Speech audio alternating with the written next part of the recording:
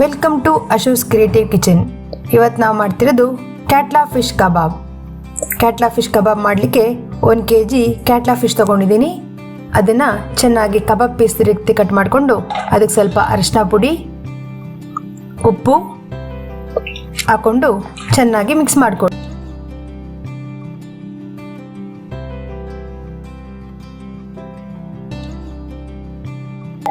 ಈಗ ಚೆನ್ನಾಗಿ ಮಿಕ್ಸ್ ಆಗಿದೆ, ಅದನ್ನು ಚೆನ್ನಾಗಿ ತೊಳ್ಕೊಬೇಕು.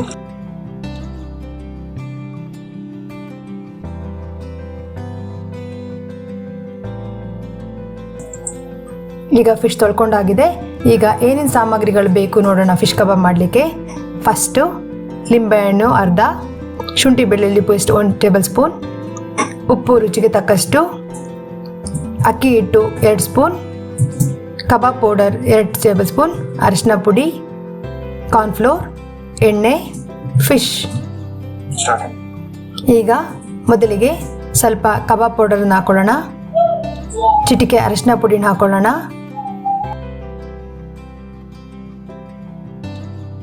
ಶುಂಠಿ ಬೆಳ್ಳುಳ್ಳಿ ಪೇಸ್ಟ್ ಹಾಕೊಳ್ಳೋಣ,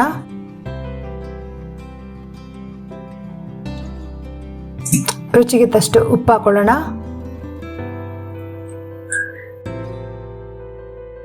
ಅಕ್ಕಿ ಹಿಟ್ಟು ಹಾಕೊಳ್ಳೋಣ, 2 ಸ್ಪೂನ್ ಅಕ್ಕಿ ಹಿಟ್ಟನ್ನ ಹಾಕೊಳ್ಳೋಣ. ಅಕ್ಕಿ ಹಿಟ್ಟನ್ನ ಹಾಕೊಳ್ಳೋದ್ರಿಂದ ನಿಮ್ಗೆ ಒಳ್ಳೆ ಗರಿ ಗರಿ ಬರುತ್ತೆ. ಇದು ಕಾರ್ನ್ಫ್ಲೋರ್ ಆ್ಯಡ್ ಮಾಡ್ತಾ ಇದ್ದೀನಿ, ಬೈಂಡಿಂಗ್ ಮತ್ತು ಕೋಟಿಂಗ್ ಚೆನ್ನಾಗಿ ಬರುತ್ತೆ. ಅರ್ಧ ಲಿಂಬೆಹಣ್ಣು ಹಿಂಡ್ಕೊಳ್ಳಿ ಚೆನ್ನಾಗಿ.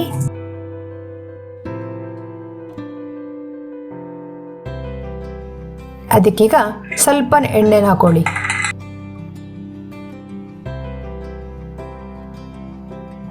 ಈಗ ಚೆನ್ನಾಗಿ ಮಸಾಲೆನ ಮಿಕ್ಸ್ ಮಾಡ್ಕೊಳ್ತಾ ಹೋಗಿ.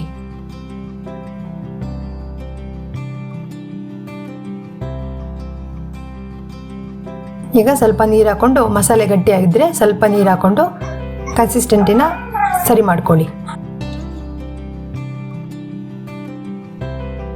ಈಗ ಮಸಾಲೆ ಚೆನ್ನಾಗಿ ಮಿಕ್ಸ್ ಆಗಿದೆ. ನಿಮಗೆ ಬೇಕಿದ್ರೆ ಮಾತ್ರ ಸ್ವಲ್ಪ ಕಲರ್ ಪೌಡ್ರ್ ಹಾಕೊಳ್ಳಿ, ಇದು ಆಪ್ಷನಲ್, ಇಲ್ಲಾದರೆ ಇನ್ನು ಬೇಡ. ಈಗ ಮಸಾಲೆ ಚೆನ್ನಾಗಿ ಮಿಕ್ಸ್ ಆಗಿದೆ. ಇದಕ್ಕೆ ಫಿಶ್ನ ಆ್ಯಡ್ ಮಾಡ್ಕೊಳ್ಳೋಣ.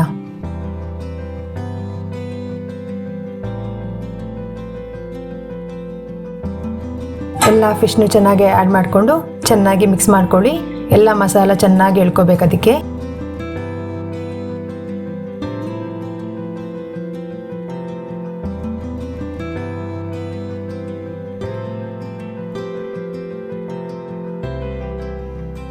ಉಪ್ಪು ಖಾರ ಎಲ್ಲ ಸರಿಯಾಗಿದೆ ನೋಡ್ಕೊಳ್ಳಿ ಒಂದ್ಸಲಿ ಮಿಕ್ಸ್ ಮಾಡ್ಕೊಂಡಾದ್ಮೇಲೆ.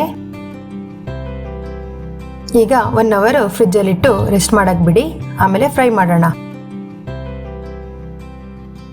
ಈಗ ಬಾಣಲೆ ಇಟ್ಟು ಫ್ರೈ ಮಾಡೋಕ್ಕೆ ರೆಡಿ ಮಾಡ್ಕೊಳ್ಳೋಣ. ಎಣ್ಣೆ ಹಾಕ್ತಾ ಇದ್ದೀನಿ. ಎಣ್ಣೆ ಚೆನ್ನಾಗಿ ಕಾದಿದ್ಮೇಲೆ ಈಗ ಫಿಶ್ ಕಬಾಬ್ನ ಒಂದೊಂದೇ ಆಗಿ ಬಿಡ್ತಾ ಹೋಗಿ. ಎಣ್ಣೆ ಚೆನ್ನಾಗಿ ಕಾಯಬೇಕು. ಎಣ್ಣೆ ಕಾಯ್ದ ಮೇಲೇ ಒಂದೊಂದಾಗಿ ಹಾಕ್ತಾ ಹೋಗಿ.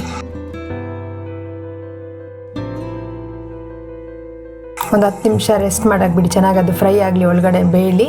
ಆಮೇಲೆ ಅದನ್ನು ಮಗ್ತಾ ಹೋಗಿ ಒಂದೊಂದಾಗಿ ನಿಧಾನಕ್ಕೆ ಮಗ್ಚ್ಕೊಳ್ಳಿ.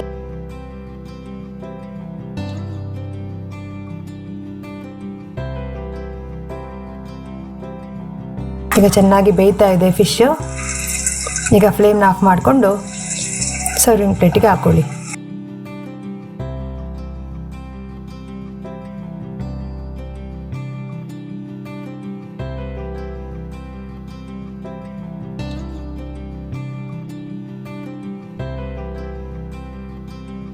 ಈಗ ರುಚಿಕರವಾದ ಫಿಶ್ ಕಬಾಬ್ ರೆಡಿ. ಸ್ಟಾರ್ಟರ್ಸ್ಗೆ ಯಾರು ಗೆಸ್ಟ್ ಬಂದಾಗ ಮಾಡಿಕೊಡ್ಲಿಕ್ಕೆಲ್ಲ ತುಂಬ ಚೆನ್ನಾಗಾಗುತ್ತೆ. Thank you.